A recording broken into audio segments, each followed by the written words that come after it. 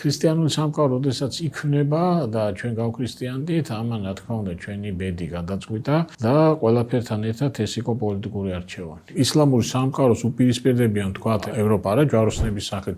მათი მოკავშირე ვინ არის? ჩვენ ავართ. სხვათა შორის, როდესაც ილღაზი მოდის და ეს უზარმაზარი არმია მოყავს, მათი მიზანი მარტო ის კი არ იყო საქართველოს დაამარცხოს. მათი მიზანი არის, რომ თავისი ზურგი უზრუნველყოს. ისინი იწყებენ დიდ შეტევას აი ამ ხმელთაშუა ზღვის აღმოსავლეთ სანაპიროზე წარმოქმნილი ქრისტიანული სახელმწიფოების წინააღმდეგ. ქრისტიანული სახელმწიფოების წინააღმდეგ ბრძოლა მანდამაინც არ შეუძლიათ კარგად, სანამ ზოგში ყავთ ძლიერ ქრისტიანულ საქართველოს. ამიტომ ეს ამხელა კოალიცია რომ მოდის, რომ მიზანი მარტო საქართველოს დამარცხება კი არ არის. მიზანი არის აი ევროპელებისათვის მოკავშირის გამოთმება. და ჩვენ როდესაც გავიმარჯვეთ იზგოების ბრძოლაში და ანტიოქიის კანცლერი გოტიერო წერს ესე გახარებული, მთელი ქრისტიანებისათვის იყო ეს გამარჯვება. დავითის თამარის პერიოდში ჩვენ ქრისტიანულ სამყაროში ერთ-ერთი ყველაზე ძლიერი სახელმწიფოა. ჩვენი იმედი აქვს, ანუ ჩვენ ვართ იმ დროინდელ ამ ევროპასთან ძალიან კავშირში და არა მარტო კავშირში, აი ეხლა ხო ჩვენ გვჭირდება ვიღაცების დახმარება, არა, მაშინ მათ ჭირდებოდა ჩვენი დახმარება. ჩვენთვის ყველაზე მძიმე ეპოქა იწყება უკვე მე-15 საუკუნიდან, როდესაც დავიშალეთ. დავიშალეთ როგორ ვიხსნათ, იცი ძალიან ცუდ მომენტში, იმ მომენტში, როდესაც